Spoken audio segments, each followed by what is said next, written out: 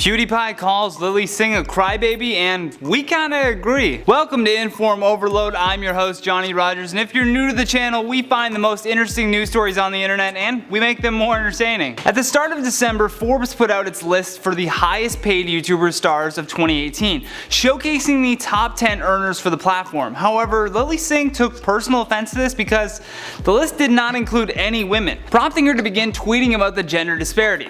What happened to stepping away for the sake of your mental health, Lilly? Now I'm starting to see that perhaps your video was a way to capitalize on the epidemic of mental health issues. She said 2 years ago it was almost even between male and female, last year it was just me, and this year there are no females at all. Something I predicted in my Instagram caption last year. I'm concerned the digital space is going to repeat the mistakes of ancient industries, hope I'm wrong. Because of this opinionated tweet, many criticized Singh, prompting her again to put out another tweet saying, I tweeted about seeing no women on the YouTubers Forbes list, and as a result I received some angry tweets from men. Remind me why you are mad again. I'm not playing a gender card, I am literally stating facts about results in an article. Let's do better, I'm not your enemy. First of all, just because you are a certain gender, that doesn't make you more interesting.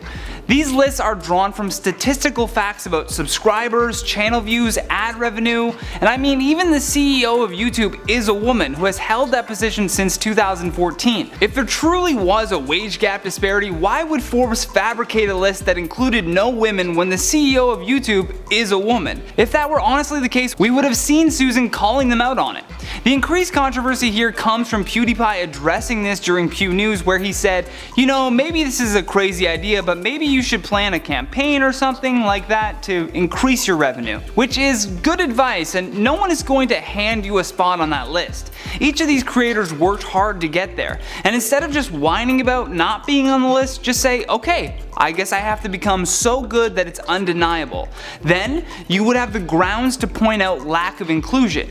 But if you've stepped away due to mental illness and then complain you're not earning from the thing that you stepped away from, it goes back to the old saying that you can't have your cake and eat it too. Felix also added to his advice for increased revenue for Singh by saying something about mental health and then just come back and sell a bunch of merch afterwards. That would be a great idea. Maybe that would help you earn more revenue. Lilly needs to understand that YouTube is a free market.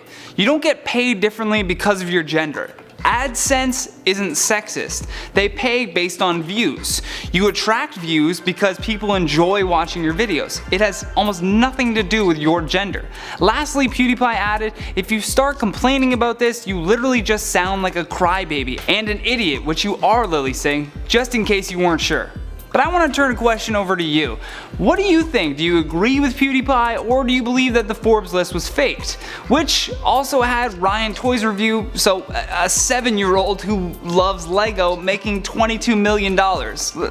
Also let us know your thoughts on that, because that is wild. Now, so that I don't come off as some misogynistic, anti-feminist, let's have Charlotte Dobre, who is a feminist, give her take on this whole matter. Charlotte? Hi, Johnny. Hi. Hey, guys. Thank you for coming. Yeah, you're welcome. What do you think on this? Yeah, I agree with you. I don't really feel as though this is a gender argument, because obviously if there's more people watching a certain type of video, I mean, it doesn't really have anything to do with gender, except for maybe the fact that the people that are watching are guys.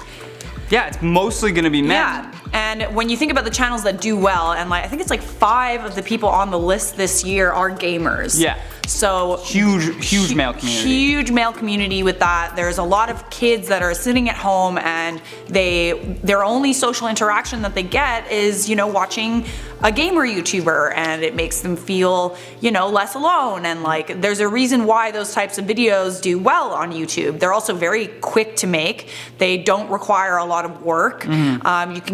You can do multiple videos in one day, and you're just gaming, and you've got, you know, an editor that's editing for you, and you know, you've got like a lot of product that you can get out. I think that the only thing about gender that has to do with is that there's more men watching those types of videos. Even on IO, there are more males than females that watch this channel. So that just gives you some perspective. One thing that I don't agree with all the backlash that Lilly got was that nobody wants to watch her videos because she's not as entertaining as a man, which I don't agree with. I don't think that that's the reason why female YouTubers are not in the top spots this year.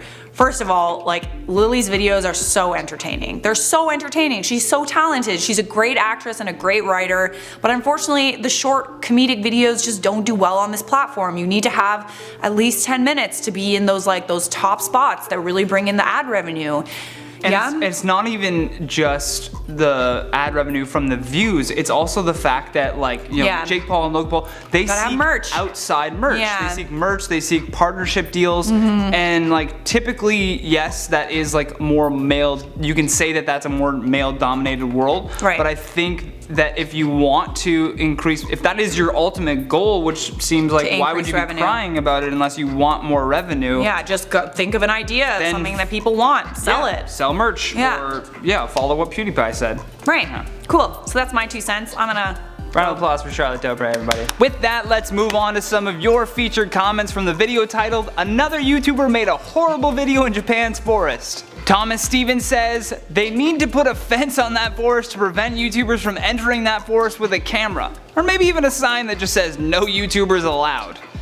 Little red circle with a line through it, somebody doing a selfie. Big Kids Show says, "Dude, what is wrong with these kids, man? Sick." It is quite sickening to see. I don't agree with it at all, or condone it for that matter. Luke HD says, "The things people do to be relevant, shaking my head." It really does scare me that the lengths that people will go for views. I mean, we need to stop it. Seeing Fire says, "Why not just go to a regular forest? It's no different except no dead bodies."